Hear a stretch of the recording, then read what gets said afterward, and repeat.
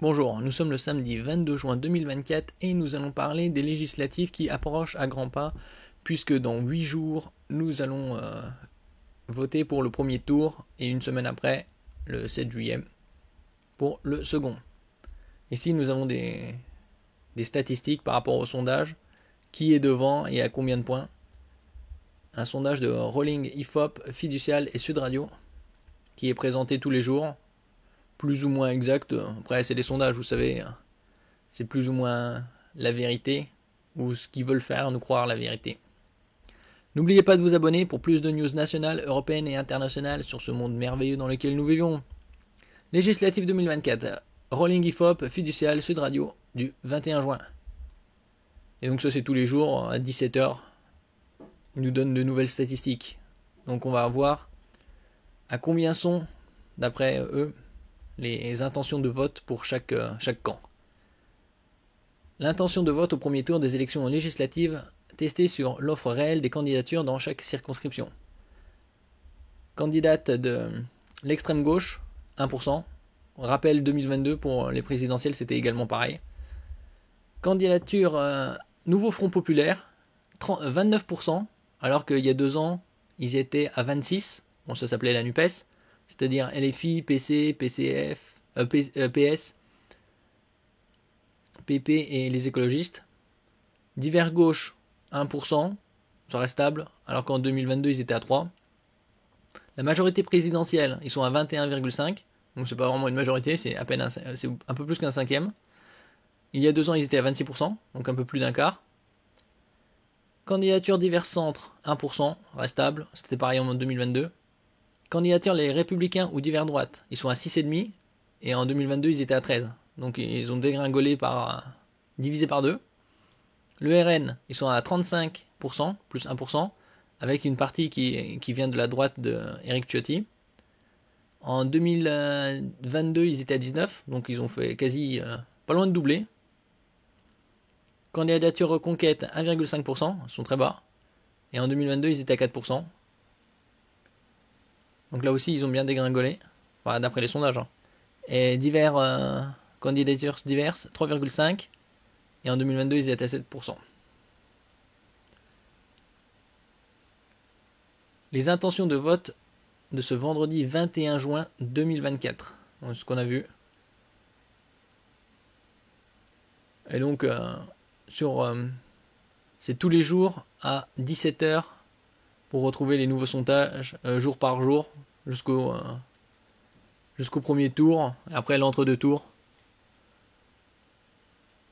Bon, ils sont encore loin de la majorité absolue, puisqu'ils avaient Jordan Bardella avait dit que s'il n'avait pas la majorité absolue, il refuserait le poste de Premier ministre. Bon. Le Rassemblement national creuse l'écart, mais reste loin de la majorité absolue.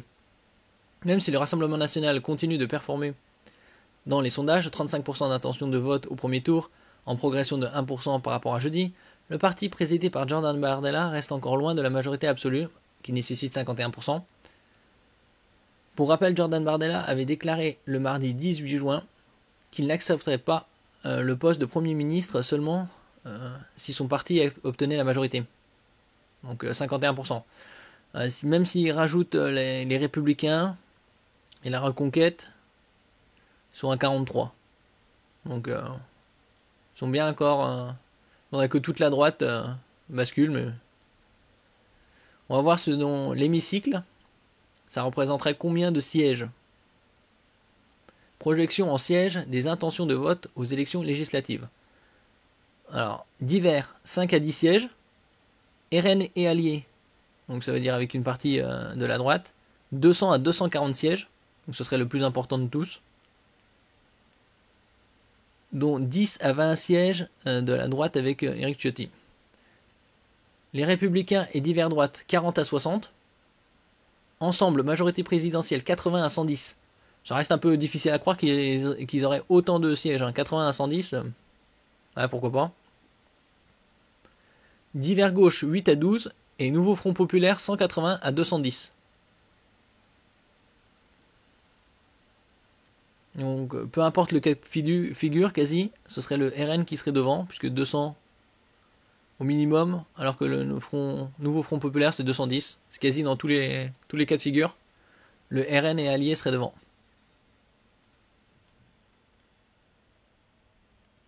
Qu'est-ce que la méthode Rolling? Un sondage Rolling est une enquête barométrique en continu réalisée sur le principe d'un cumul glissant de vagues d'enquêtes quotidiennes. La vague d'enquête du jour est cumulée avec les vagues des 2 jours précédents dans le cadre d'un échantillon agrégeant au total près de 1500 personnes. Bon, on voit que les sondages, 1500 personnes, même si c'est plus ou moins représentatif de la population, on est plus ou moins 67-68 millions.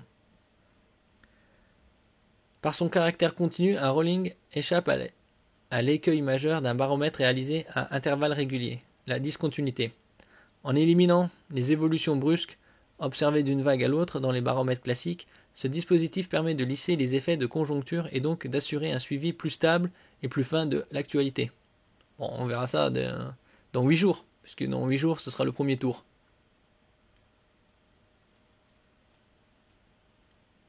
Par rapport aux élections européennes, mais bon, ça c'est un peu différent, puisque le taux de participation était de 51,5%, donc c'était plus ou moins légèrement plus que la moitié.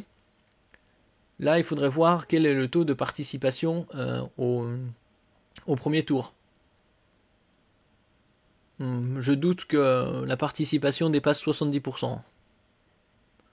Je verrais bien quelque chose entre 63-65%, voire jusqu'à 70%, mais pas plus. On verra dans 8 jours. Merci pour votre écoute. N'oubliez pas de mettre un j'aime, un commentaire, de partager et de vous abonner à la chaîne. À la prochaine fois.